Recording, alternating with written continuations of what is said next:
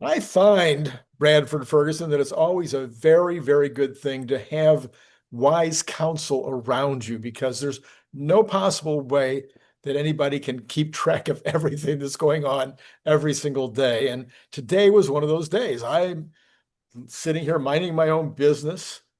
Tesla's had a great morning, a great start, all kinds of phenomenal news. Market is kind of flattish, but Tesla's up nicely again, just like it was Mhm. yesterday. And kind of looked like that's how it was going to go. And just about the time I published this morning, so that would have been around 7:45, something like that.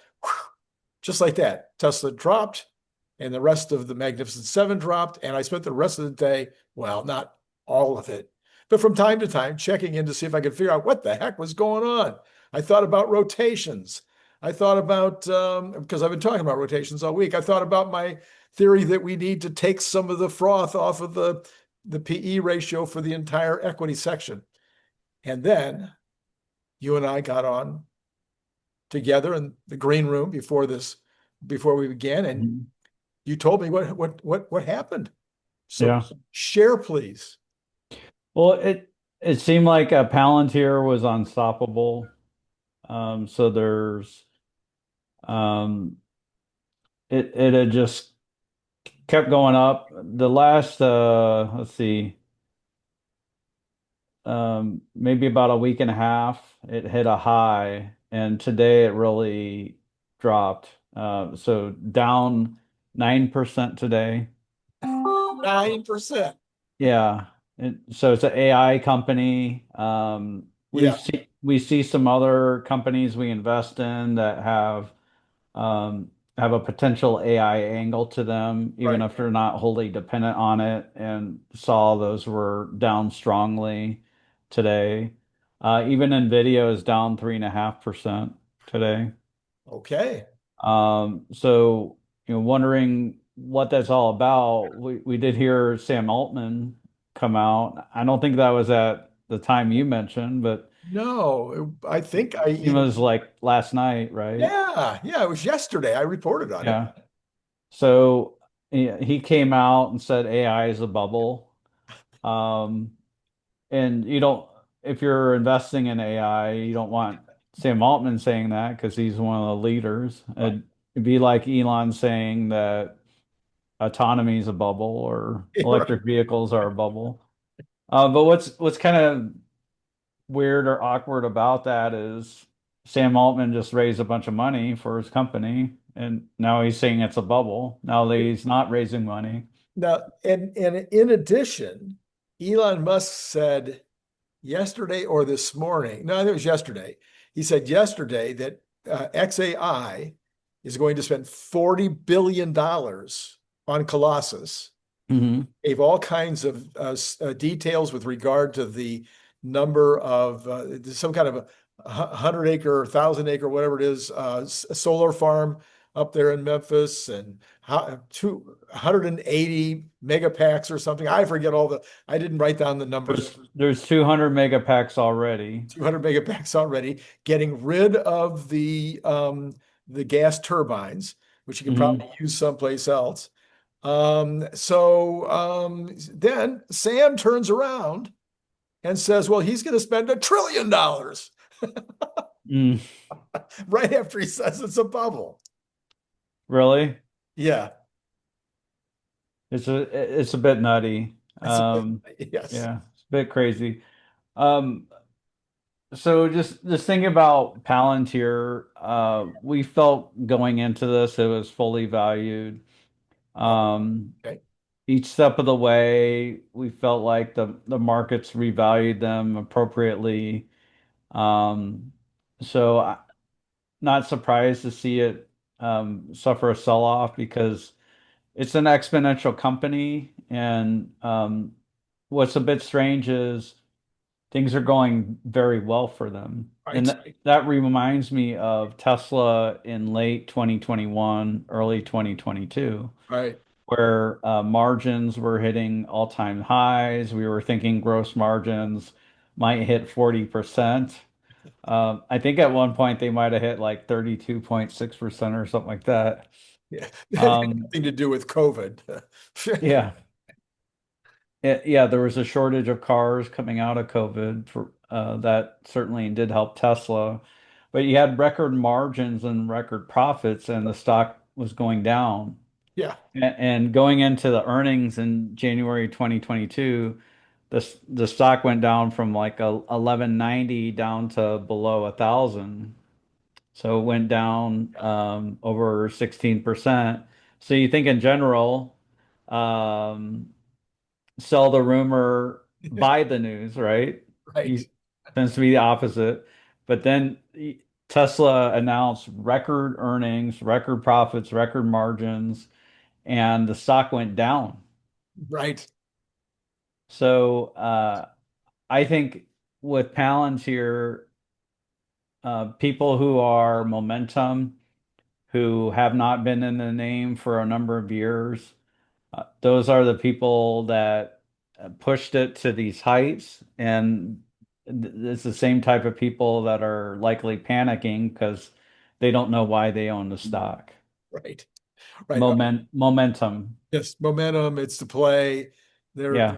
they've got their options going, and Mm, all of a sudden there's a problem, so they bail quickly. Yeah. yeah. And there's nothing wrong, but the stock's going down and people don't like it when it goes down, so they just bail. Yeah. So and of course, as we talked about, the rest of the Mag 7 kind of went with it.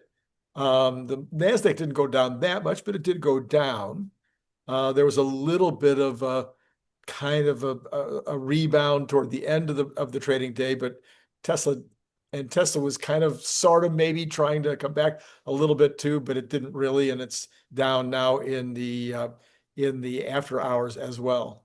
The triple Qs were down 1.36%, and Tesla typically is down like double, Right. up or down double what the Qs are, and it was only down 1.75% on the day. Yeah, it's And been kind of like this sort of yeah. past week or so. Tesla has definitely not been, multi doing a multiple of the Nasdaq recently. It's been more like, it's more, a lot of times it's kind of been on its own over the last few weeks, but it's been kind of trading in a pattern, don't you? I mean, in a range. It's some Yeah, people are calling it a wedge. yeah. I don't, I know about wedgies, but this is a different kind of wedge, I Mhm. I think. prefer putter. Okay, you prefer butter. So the so where do we go from here? Do we need some kind of a trimming? Do we need to take some profits, get the equities down around 5%, maybe 10 even, before we can really go to all-time highs by the end of the year?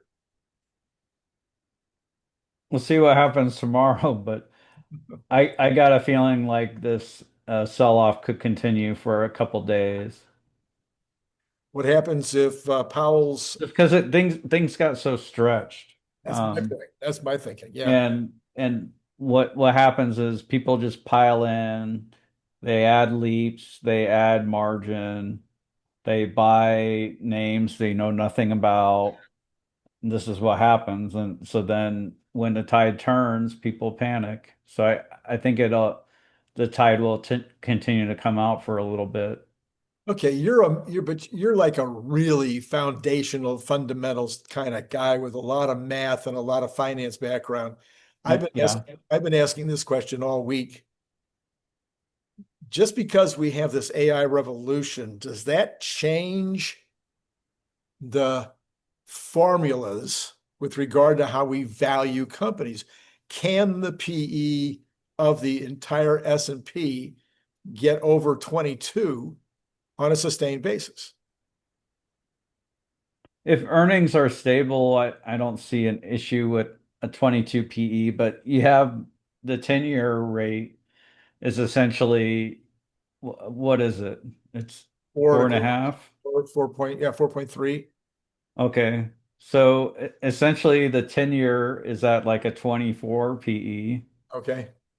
And that's not gonna your your yield isn't gonna grow between now and then, but the earnings on the S&P 500 100 should grow. Yeah. So 22 um, might be on the low side actually, Oh, interesting. Okay. So you could because see the it, earnings should grow over time right? Right. compared to bonds. But I mean, they've never been past 22 on a sustained basis. We've also got a very high ratio I on the sales side as well, something like 5.4 or something. what I'll say though is like I don't think most companies are deserving of it. So I think there's going to be AI haves and AI have nots. Like the companies that are getting real measurable value out of it, and you can see it today. You can see it in Tesla. Yeah. They've nearly solved end-to-end AI driving, and Waymo hasn't. They like hand coded it or whatever their solution is. It's not end-to-end AI. Um, Tesla's proven it, and it's through an intense process with using machine learning on the data they have. Same with Lemonade, it's a company we invest in. It's their operating expenses minus their when you take out their advertising has been flat. Uh-huh. But their enforced premiums, which is how you measure an insurer, are up 80% over the last 3 years.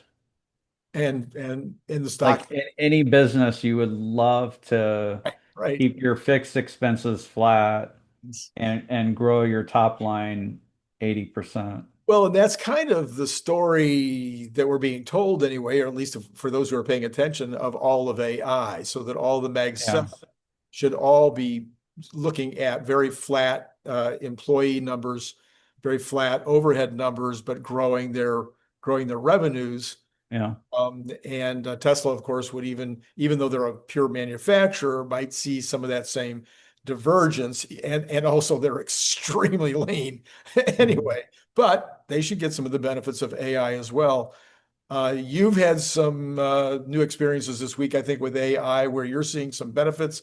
I know that I have been doing my chapters for the new AI book Mhm. that we're coming out with, and maybe you have too. But you've also been, and I've really been using Grok a ton, and it's phenomenal, Mhm. unbelievable how helpful it is for writing a book. You had some other experiences, I think, that were practical, maybe for all of us, in terms of how we might use AI on a day-to-day basis. Yeah, so people think about using AI to code uh, for solutions, and you can certainly do that, and it's really good as a coder. Um, but I've found it really good as an organizer, task manager, and a place where you can offload some of your business context or your projects. You can offload information about those projects, and it can help you stay on task. So I'm the entrepreneur. I like to go out in the wilderness and hunt big wild beasts and then come back to the village with my kill. And so the rest of the business can, chop it up and I can delegate to them, et cetera. Yeah. Um, so um,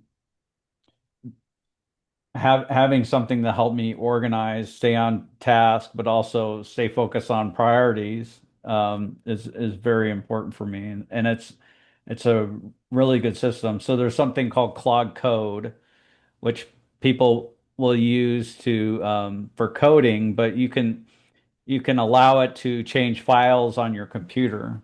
Mm, So instead of working in a window where you prompt it, it gives you a response and then you have to copy that response and put it somewhere or do something with it.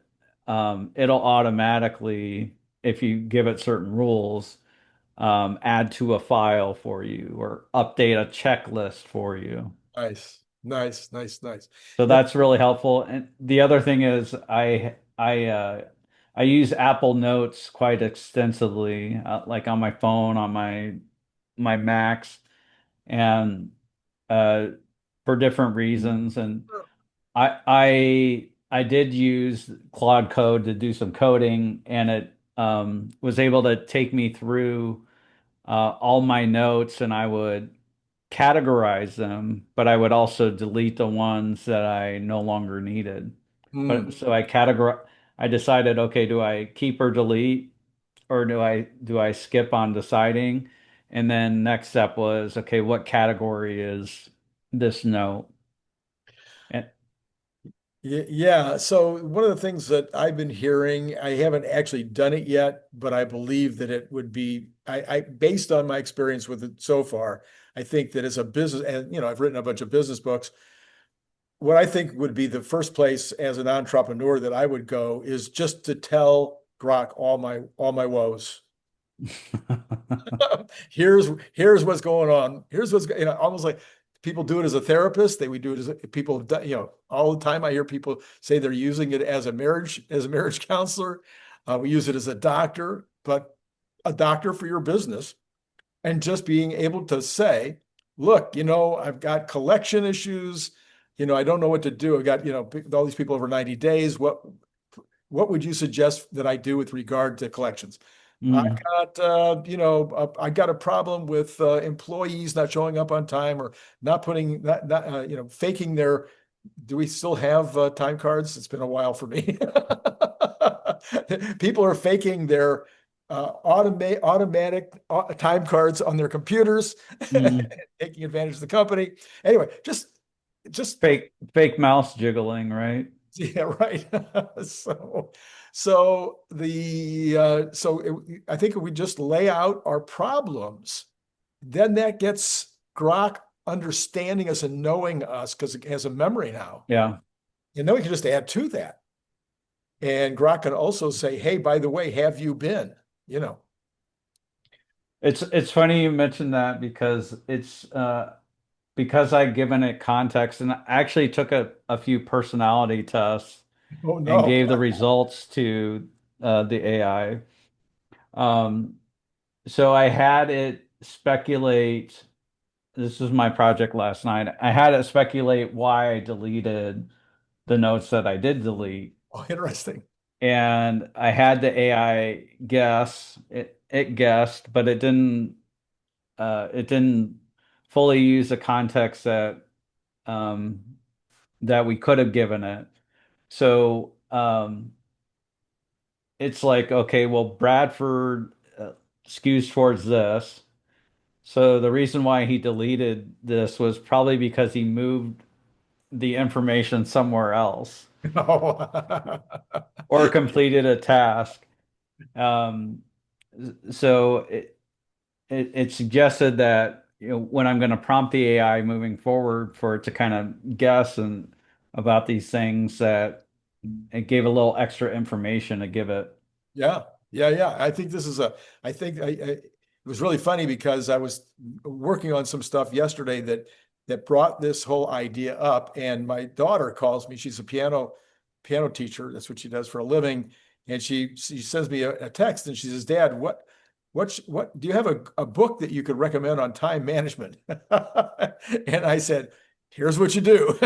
You know, you tell Grok your problem. Mm, And Grok will give you some recommendations with regard to time management. So, all of this, by the way, folks, this is the kind of stuff that's going to be in the book. A lot of it'll be for your personal life, but also for your business. yeah, In fact, your chapter will be specifically, I think, on how to on apply it to business, yeah, on business survival strategies. business survival strategies. So I'm really diving in myself. Yeah, there you go. Yes, Yeah. you're doing the work. And so here's a really nutty thing with the thing that helped me go through all the Apple Notes. Um, I never looked at any of the programming for it, Oh, and it create this simple text program with multiple features, and it did it all without me ever looking at it. wow. Holy man. So one of the features is that I had it enter in a list of prepared reasons why or categories for each note. Mhm. But I wanted to have the option for me to type in my own category. Mhm. But once I typed in my own category, I wanted it to add that to my list of options Sure. in case it was a common thing. Yeah, yeah. So there's like some fiction thing I was working on. So I added that as a category, and there were multiple notes with that, so I could attach each one to that category. Sure. Very nice. Very nice. All right. So getting away from AI for a minute, what are your impressions on the Model YL? Yeah. Long. I like it. It's got some interesting new features. It seemed like Tesla squeezed in some stuff. In China, they like to squeeze a lot of little features into cars, but I think Tesla did a good job. It'd be nice if it came to the US and Europe. I think it should be easier. But they do have this new like casting that goes in the back. Yeah. I don't know if it's with body panels or the rear bottle. I don't know if it's necessarily the rear under a body like the typical Y casting. Yeah. So, provided they could do that, it would be great if it came to the US and Europe because people want a little bigger SUV. Sure. It doesn't sit as high as an SUV, but gives you an extra seat. It also is easier. Like if you're going to use these for robo taxis, people can easily squeeze between the middle row and the Yeah. back row. Yeah. Yeah. And I guess a little more space as well, a little longer bed, right? Yeah. But like people seem to be overly effusive about this Model Y, and I think it's good, but I think it's more incremental to Tesla's business. Yeah. Yeah. Yeah. It's not huge like a Yukon or Sequoia or whatever those big things are. Right. Right. Right. Right. Right. Escalade. Elon says he's worried that quarter 4 could be tough, but with these new vehicles, we're supposed to get the Model Q sometime soon, and we got the Model YL in China at least.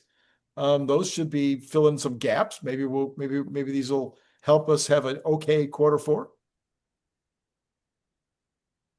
So their sales seem to be really strong this quarter, and I'm guessing this could be a positive surprise.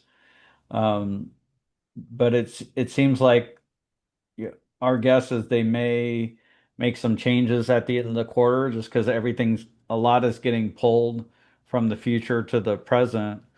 So they're probably concerned about how many cars are going to sell in the fourth quarter.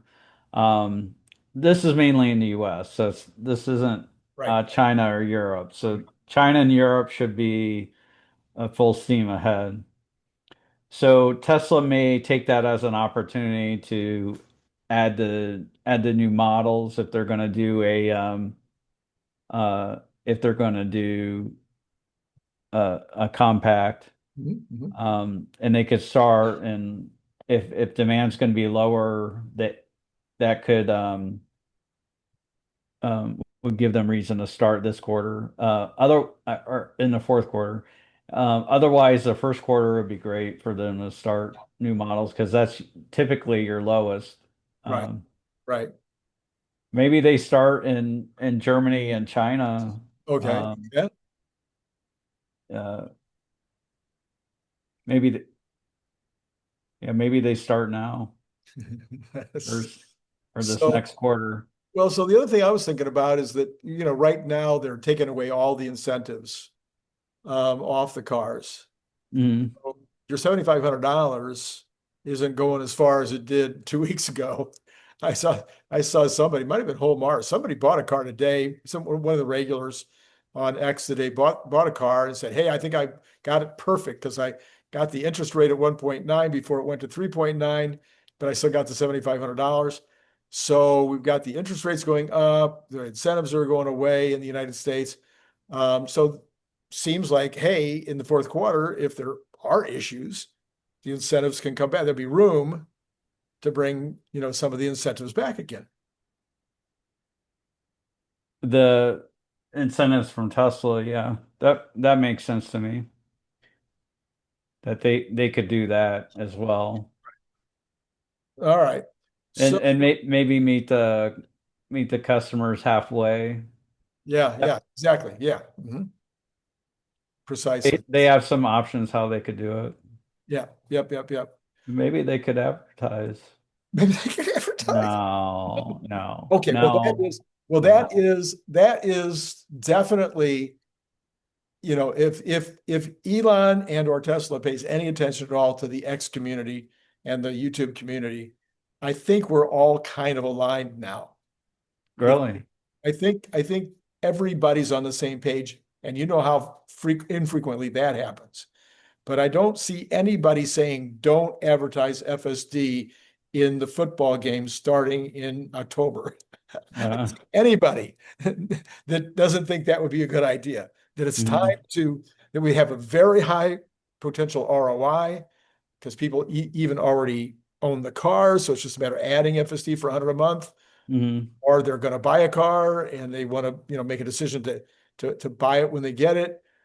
We've got potentially unsupervised by October, or very close to October. We'll have Yeah, unsupervised.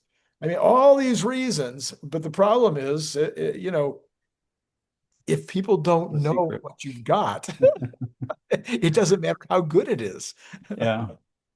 So pretty much everybody I see right now is aligned. I don't, maybe you're seeing people that still say they don't need to advertise, but Yeah, there's people still opposed to it, or you don't know more than Elon oh, or there's always that one. Yeah, yeah. whatever.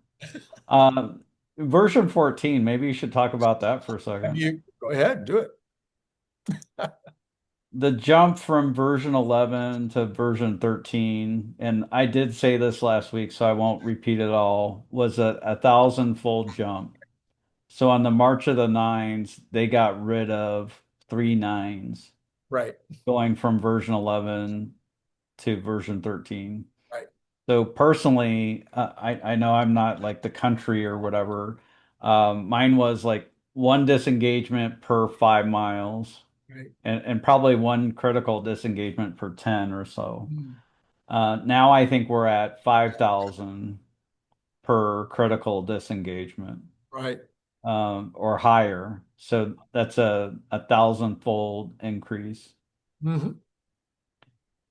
I think this is just my opinion based off of what just happened between version 11 and 13. I think they they're gonna improve it by at least 100-fold. So we get to 500,000 miles Right, for critical disengagement. right, And there's a potential it could increase by 1,000-fold. right. I So, think Tesla's excited about this, and there's maybe some hints about this, Randy. oh, there are. Okay, tell me about that. Yeah. Tell me about the hints. Well, what's going to happen to Teslas as let's say it's totally figured out and it's totally autonomous and And they know. you can add it on the network. Like what's going to happen to price and are you going to be able to buy one without FSD on it? Yeah. Uh, no, they're going to put FSD on it. They're going to mandate that FSD goes with it and the price is going up. Oh, like they just did on S. S and X. Yeah. So you'll, So if version 14 is for real, they may be able to keep what they're doing with S and X. I see. And then do that with that, do it with three and Y, etc. Yeah, do the bigger models after you gain a little evidence with S and X. Right, right, right. And then on top of it, we're wondering, okay, what about residual values of Teslas? And they've gone down way too much compared to Right, how long the cars should last. They should last well over 200,000 miles. right. The battery should last 300, but let's just be conservative. And the depreciation has been like a normal car or maybe even worse. Yeah, yeah. So now Tesla's leasing out threes and Ys Used, for used ones. 225, yeah, Used ones. used Yeah, ones for 225 a month. right. Yeah. They're going to be able to extract more value until like the used car market figures it out.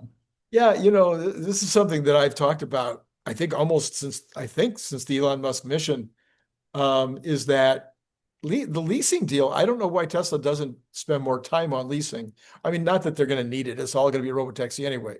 But over Yeah. the years, it's shocked me because if you do the math, it's a pretty darn good deal for Tesla to lease those guys out Hmm. for 3 years. They they do very, very well on those leases.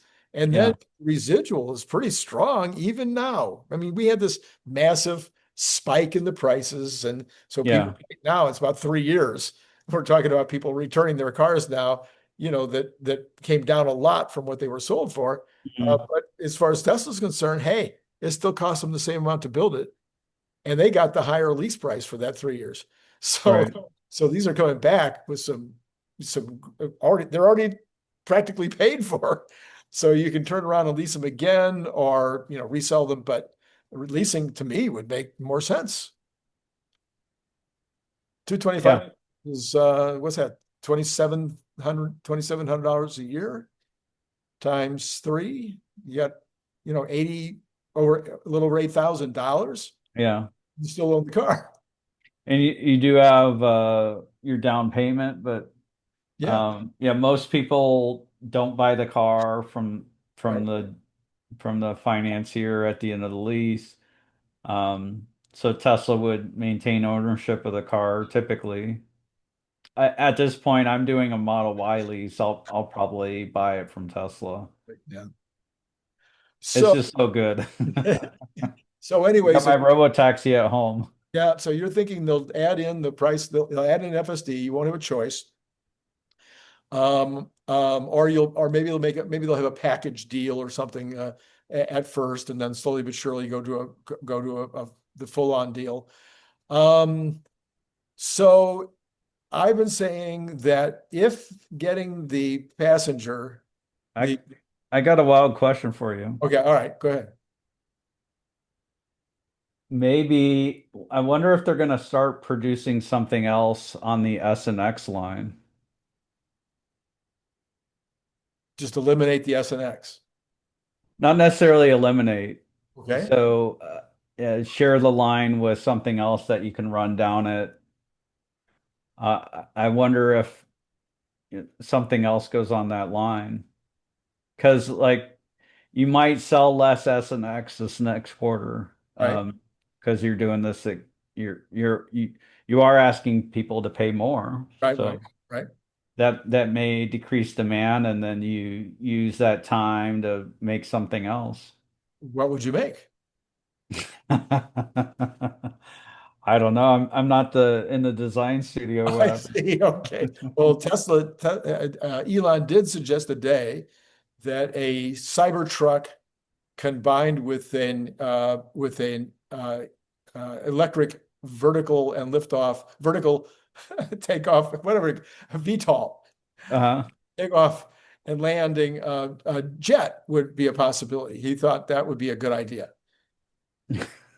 I think somebody created it in Grok, or Okay. like to create an image, threw it up, looked pretty cool, and Elon said, "Well, maybe we should make that." So I don't think that's necessarily what they're going to do in Fremont instead of the S and X, but it's Elon has been wanting to do an eVTOL. People say that this is a very bad name, eVTOL, that they need something different because it doesn't roll off the tongue. You can call it a tobble, A TOVL. a leva. Okay, so Home Depot. Did you hear about the Roadster flying? Hear about it flying? No, I only heard that they had some kind of ground control. What about it flying? Yeah, so yeah, it's more like the ground control. So Okay. they have the mechanism where it can get more grip Yes, on the road. So the critical piece of 0 to 60 is grip, right. and it's almost like allegedly almost impossible to get under, a certain amount because you aren't able to generate the grip. But if you can, lower the profile, have it really scoop down into the ground, you could. it seems like that sets up a real quandary though in terms of PR because people might say that the Roadster sucks. Oh, that's a good one. Home Depot says their consumers are fine. People are buying home improvements, but the high interest rates are stopping the major jobs. Mr. Mm, Powell, you need to bring down those high interest rates so that consumers can start shopping more at Home Depot and start buying entire bathrooms and entire kitchens instead of just buying a new faucet. That's what Home Depot reported today. But the good news is one more evidence that the consumer is still out there. They're doing fine. mm, Um, uh, Home Depot missed on their numbers, but the stock still went up a little bit because their guidance was okay. They said, "Hey, yeah. we're looking okay." So, what do you think about this next? Well, what do we got left? Three and a half, four and a half quarter, four and a half. No, we're almost to the end of the quarter, right? No, no, no. Mm. September's the end of the quarter. Okay, yeah. So we're 4.5 months to the end of the year. Are you thinking that it's just going to be a-okay? Are we going to start to see the big beautiful bill start to have implications and create a great fourth quarter? What do you think is going to happen? So on a relative basis, our diversified clients have done quite well this year. Um, that's just my opinion. I have to say that for compliance. Yes, okay. So, the market has been strong. A few of our ideas have done well. And so on Friday, we trimmed back on equities and we ended up putting a chunk of that into a money market fund. Okay.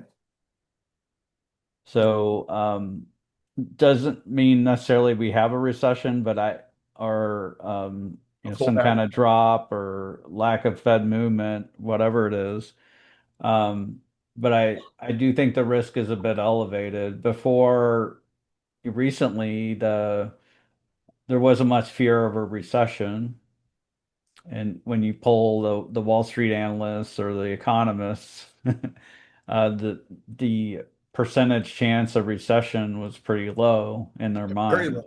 In fact, I commented over the weekend that that was the only thing about the economy that worried me is Yeah, all the optimism. yeah, that's right. So there could be follow-on effects from the tariffs Mhm. with price increases that haven't flowed through yet. There could be supply shortages because it's one heck of a shock in April with China and in the shipping world. Right, right. So there could be some effects from that we're not appreciating yet, or the market would be negatively surprised by. Do you think that people have heard, yeah, you and I are in a rarefied situation where this is all we do. So five or six different major economists and pundits have said that the new number, the new jobs number that we should be looking for when the jobs report comes out is closer to 40, 50,000, not 140 or 150,000. Do you think that that word is going to be out there, or do you think when the jobs number comes out at the end of August, beginning of September, and it's only 50,000 again, or even worse, maybe it's even negative? Do you think that'll be a good reason why you trimmed? So That people, are you saying that they're saying expectations should be that, or that that's or the that 50,000 that'll be uh, is that'll actually a good number for us? that'll be a good number. That'll be what do you call it? That'll be enough to keep the unemployment rate where it is now. Okay. Yeah, So I don't think people appreciate that yet. But I don't know if that's hugely market moving. you mean if the number came out at 50 or 40 or 30, Yeah. because kind of market moving 2 I weeks. think there'll be a negative surprise, but I don't think it'd be a You big don't think mover permanent. for the market. Okay. Now, what time is that one or when's that coming out? September late, like the Okay. whatever that Friday is, September 5th, something like that. And then the Fed a week later, well, not a week later, a little more than a week later, the Fed will or will not cut. So you could have this jobs report that comes out smaller than expected, and then the Fed still doesn't cut because it says, well, no, that we're still at 4.2. Yeah. I'm just looking, me, I'm the big optimist. I'm looking for excuses. You said you trimmed. So, these are the potential things. I think that sometimes they're just wrong, like the PPI last week. There was no reason for this market to go down. In fact, it recovered almost everything by the end of the day. That PPI Mhm. report was fine. There was nothing in there that was negative if you got into the details. The fruits and vegetables that were 35 went up 39% or something. They'd gone down 25% 2 months before. So it was a recovery. And then on the services side, it was almost all because you and your clients made so much money. It created a very big bump in terms of transactional costs to brokers and investment companies. So What Randy's talking about is financial services. yes, Their share of CPI surged tremendously because the market was up like this, yeah, and was like a abnormal move very. around. I think it was 24%. Or was it PPI? Is that what you mean? That Yeah. was PPI, yeah, part of the Yeah. PPI. Yeah. So the PPI was nothing. And the problem is people don't look into the details. And that's what I'm looking at in terms of those two things. Mhm. We might get a very excellent jobs number at 40,000 that keeps employment at 4.2, 4.1, 4.3, whatever, and then the Fed doesn't cut. I think that'd be kind of a 1-2 whammo that might you might look back and go, boy, that was smart of me to trim. Yeah. So what do you think about the consumer? What do you think about the business? The business that you would think the businesses would be starting to take advantage of the big beautiful bill, the opportunity to write off 100% of building, 100% of equipment. Uh, Yeah. wouldn't that These things start don't happen right away. So projects take time? tend tend to take a while, especially for businesses. That can be like a 2-year process. Your transformers, you have to wait 2 years for. Right, If you're not producing your own power at the factory, you need a grid connection, so you need transformers. So you're looking into buying a way to produce your own power. But most things are have a wait list of you talk about gas turbines. right. There's a wait list for those that's 4 or 5 years now. Although Elon might have some used ones available. Yeah, Depending on if he has another application. I don't know, he just bought that plant over in Europe, so yeah. maybe He bought a large natural gas plant and had it moved to Tennessee and is going to be trying to install it and getting it to produce power again. I think that's pretty cool. If they can do it, I don't think it's ever been done before. yeah, it's really wild. It's really crazy. Go Elon. So, all right. So you don't have strong feelings then about how the economy goes over the next 3.5 months, or even 4.5 months, or even into next year? Are you expecting a boom at some time? Or are you expecting more just kind of, okay, it's good? Or are you expecting it to have a problem? Um, yeah, I don't know. I Okay. don't know. We'll see. Haven't thought. Okay, all right. Because one of the biggest thing I'm concerned about, quite frankly, and I talk about it on the show all the time. So, but I'm not sure you and I have talked about it, is the immigration situation. Hmm. So we're gonna have net negative immigration this year, almost certainly. Right, You can't do that forever. right. You just can't. You have to be Mhm. growing the number of people in your population in order to grow your economy. Now, you might be able to grow it some years and not other years, but you have Yeah. less of a chance of growing the economy if you have fewer people. Now, add some robots, maybe you can make up for some of that. But the robots don't spend anything. They don't put in a new couch. They don't go buy a refrigerator. So they might help you on the labor side, but they don't help you on the retail side. So I've put it out there, and I get a lot of people yelling at me that the president is going to need to soon say, okay, we've done what we wanted to do. We got rid of all these criminals. We've got rid of a lot of the recent arrivals. Hmm. And now we need to rethink this entire thing strategically in terms of what to do with everybody else, because we cannot send 20 million people home or the economy is going to collapse. Right. It would be it would hurt the economy if it did happen suddenly. But Obama was a big deporter. People don't know this, but Obama deported a lot, and I don't think it hurt him tremendously. But he was actually deporting people at the border. He was just turning them around, and you counted those people. No, you did. That's true. Really? Oh yeah, that's how Biden had big numbers in his first 2 years too. Is that Okay. they walk across the border, they're now in the country, and now you send them home. Tick. That was deported. Okay. Or you catch them 20 miles in the country. Oh, You, okay. yeah. I So got you. so that we're not getting anybody across. So we're not going to have for sure this year. We're going to have that negative. Right. If we continue to keep Yeah, I the know there are certain types of retailers that are feeling stress where they serve immigrant communities more. And um, if I lived in such a community, I'd be concerned. I'd generally be saving money, and so I'm ready to deal with any kind of crisis that may happen. Right. I'm just thinking overall, I don't think the Republicans are ready. And I'm a Republican, dyed in the wool, as everybody that watches my program knows.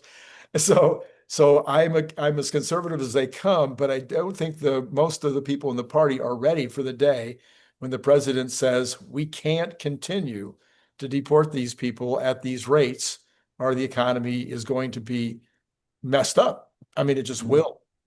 I Um, think you put a different spin on Okay, it's it. all about the spin, huh? Yeah. You make it into a positive, so the the ones who don't have an additional criminal record, or those who want to go through a certain process, then they'll Pay let you money. stay. That's what he'll do. He'll say What's that? he'll turn it into something that makes money for the country. He'll Yeah, say that's right. they have to pay $25,000 and they can stay. Mm. That seems to be the method. Yeah, or maybe it's a voter IDs and things like that. Right, right, right. Well, anything else that you were hearing about today, Tesla wise or economy wise, that you'd like to share before we go to the So before you go there, Randy, I'm just amazed by what the president was able to pull off. true, true. Uh, I'm still in shock. Um, Bringing all those world leaders to the White House, and And short notice. it was clear they wanted to be there too. So he might have given them a stick, like you don't want to be the one country that doesn't show up. Or Germany, if you don't come, then I'm going to invite Poland. Or I think Poland was there anyways. But um, yeah, that was remarkable. Yes, it's just one more. It's like every day you're going, what are you even talking? I mean, he doesn't even let the headlines get you don't even get to the point where the headline is old, and then he comes out the very next day and says, "Oh, by the way, here's an executive order that we want to have only paper ballots. You have to show proof of citizenship." I mean, Yeah. and that's it. The ink isn't even dry. I mean, it's just crazy. Every day it's something. So yes, I agree. It's great. I'm all for it, 100%. So Let's get right to the numbers. thank you so much, Bradford, for being on as usual. Yeah, absolutely. And you're going to see Nick in my Thursday spot. It's true. Nick will be here Thursday. That's right. 100%. Yeah. Okay. He's gone. He pops away just like that. All right. What are the numbers saying right now? Let's go ahead, first of all, and find out whether Tesla is recovering at all. No, it's not. It continues down $3.72, 1.12 in the overnight so far. So now we're back down to 325 and 63 cents. It has just dropped another little bit here at the tail end. I'm just curious. I'm going to go over, which I don't usually do. Let's go over and just take a look at NVIDIA. And NVIDIA is also down 0.34 in the after hours after being down 3.5 during the regular. And it also is showing a dip right near the end, right near the 5 o'clock hour, 5 o'clock in California, 8 o'clock in the East Coast. So about the time that the after hours trading stops. Of course, if you may or may not know, you can go on Robinhood and you can watch the shares traded all night long, if that is something that is interesting to you. Okay, let's go from there. We're going to go to what's happening in the pre-markets. Japan exports clock steepest plunge in more than 4 years, dropping by more than the expected 2.6%. So this could also be impacting things today with Japan's exports being down that much. That's interesting. I suppose it might have to do with all the tariff stuff, but I haven't thought that through. Yeah, so their exports could be down because we're their biggest trading partner. And so that would certainly be an impact for Japan that would be expected, but maybe not that much. All right, so let's go ahead and look at the rest of the numbers. We have got, oh, here we go, unable to load. Oh, good. I always like that. Let me pull it up another way here. So sorry for the problem. All right, so we've got the Dow in the pre-market is up barely $9. We've got the S&P down barely, down $5. So that's like 0.09 on the S&P down, but the NASDAQ is down 0.2. But again, it's the NASDAQ is only down 0.2 in the pre-market, but the example there of Tesla and NVIDIA both down a lot more than that. Oil in the pre-market is up 25 cents, but we're still talking about 62.60, so that's a very good price for oil. And the 10-year is up 1 basis point, so we're back. It's still pretty close to where it closed, where it was earlier today, 4.31. So that is not what, of course, what I'd like to see, but it is not horrible. All right, let's look at. Here we go. We want to see the gold. Gold is flat. It's sitting at 33.57, so getting very close to our favorite 33.33. Silver is also down. It's at 37 and 31, so that is down from last night. It was around 38. Copper now is up a little bit today, but still sitting at 443. It's about where it was this morning. And then we go on to the Bitcoin, and Bitcoin down another 3,000, well, a total of 3,000 for the day, 113,207. Again, that was, I think that's roughly where we were this morning on Bitcoin. So there you go. It looks to me, again, as we talked about with Bradford, I think there's a real chance that the market is looking for a reason. They're obviously nervous about Friday and what's going to happen with the keynote speech by Chair Powell on Friday. Will he give some kind of a hint that there is going to be a drop in the interest rates, or will he not? If he doesn't, that would be rough on the market. I continue to believe they're stretched, and it is time for at least a 5% pullback, and maybe this is the beginning. Although, and again, the fact that the Dow has not been pulled back as much is indicative of this rotation that I've been talking about now for about 4 or 5 days. So we could have a little rotation out of the techie stocks that have run up so much, more into the Dow, and we'll see how that all plays out. All right. What do we got later on tonight? You got Brian White part two. If you'd like to go back to last night, you could look up, if you want to see a lot of Brian White, you can go back last night to Brian White part one. I'll put the card up right here. And tomorrow we will have a normal, well, what's normal on Wednesday? Normal is Brian Wong.